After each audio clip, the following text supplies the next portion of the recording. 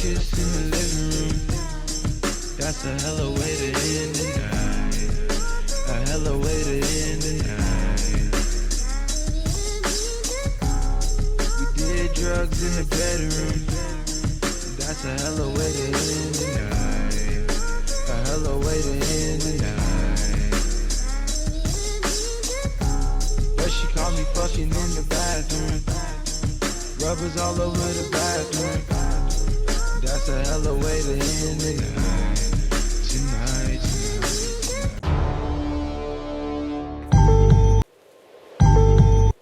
Like, that was like my world, do you know what I mean? It was Grove and Bush, you know, because when I was a kid, and you know, I was a young kid, obviously, I was born in Labrador, and it's like, that kind of becomes it, because my world was so small. It was like, oh, I'm down the road near the park, and you know what I mean? Like, I mean, the way school was structured, I mean, it's just the way it is in the UK with comprehensive schools is, you know, because you forget how important all these things are, and all these, like, I guess unimportant things in the grand scheme of things are to you at the time, just like all the little social aspects of school. But it's like, you know, when you're there,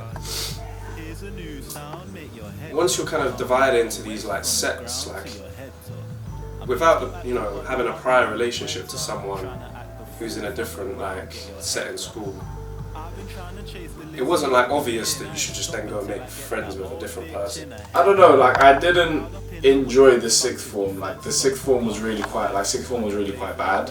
But at the end of the day, I got the grades I needed to go to the university I wanted to, and to like set me up here. So like part of me thinks that like they were strict and they pushed me and it helped. But then the other part of me just thinks that like they did it in a way that wasn't the best.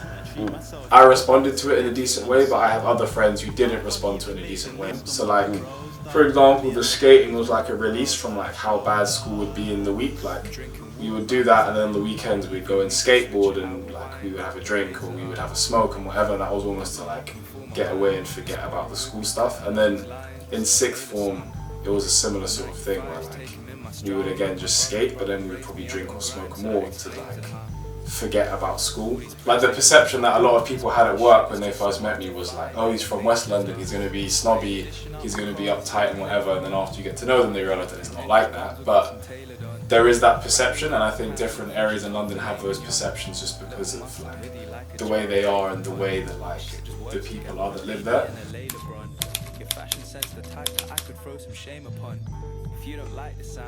James was in the same class as me, so James is also quite good at the academic subjects as well. I could just tell that wasn't really his passion. James has always been quite interested in his hobbies and doing things on the side. So like he just taught himself how to mix, master, and create music and stuff, just completely because he wanted to do that. Diego, similarly, he was also quite academic, but he just didn't really enjoy it either, and I think his interest is in photography. So I could tell that from the beginning. And then Ben has always just been into art from the beginning. I mean, he comes from a very like artsy family, like with his dad being an actor, his mum being an artist. Bay 66, when I first started skating, was like the old Bay 66 with all like the dusty wooden ramps, and then it got bought by Nike and they refurbished it and made it, like, quite frankly, like a lot better. So you're a little kid on the ramps, and you know you've got your ball, and it's like you kind of learn to skate a bit, and we just fuck around. And it was like that was like very early. It was like we were given the board, we were shown the park, and it was like cool, like growing up. Do you know what I mean? It was like it's almost like your world. Meanwhile, even though objectively, might be worse. It's free. Do you know what I mean? You get to a point where you don't have the money, so we're gonna go to the spot that's free and open all the time. And it's like, but there's aspects of meanwhile, there's no stair sets. I want to skate stair sets. And then when you find somewhere else in Grove that has a decent stair set, and it's like, okay, that's cool. So we've got these spots that we have now. You know, like someone would always bring a speaker and play music. Like you say, your more 90s rap, like your Tribe, your like Big L, more East Coast, I would say. I don't know why that just had more of like a skatery feel to it when I think about like Nas and all of those guys. So YouTube the whole time in my mind was like in the background. That was just something.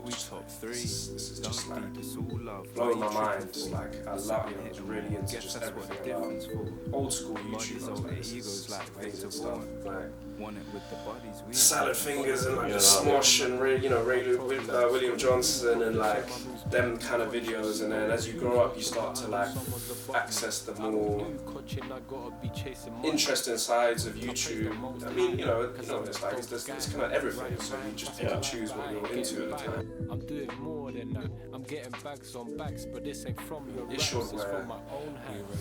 it was just, I don't know, I just thought his style was so dope.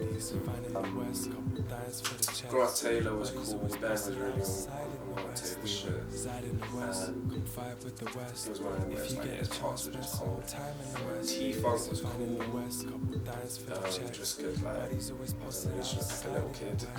He had one of them builds where he looked like 15. Pretty sure it was like 20 or something, like 15. Like, he was just doing crazy shit. It was like melted sorbet. Sade played and I cherish the day, cause you know how the time swells like he never